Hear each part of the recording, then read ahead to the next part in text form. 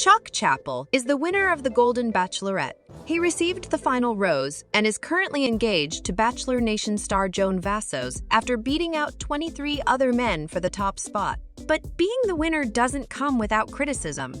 That's something Chock knows all too well, as he's been critiqued for several weeks now.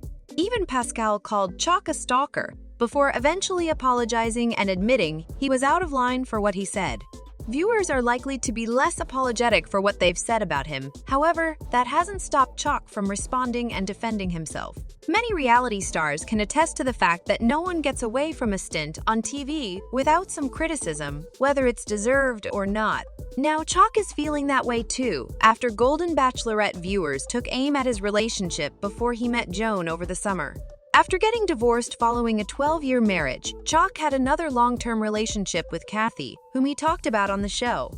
They were together for 9 years before she passed away, but despite their lengthy relationship, Chock and Kathy didn't get married. It turns out that their decision not to marry had nothing to do with cold feet or a lack of commitment. In an interview with Us Weekly, Chock explained, "There's a little bit of backstory on this. And I want to explain this because I did catch some heat on social media for being a guy with no commitments." He continued, "I had a great marriage for 12 years. This happens to more than 50% of the people. It ended, and then I was involved with someone for 9 years.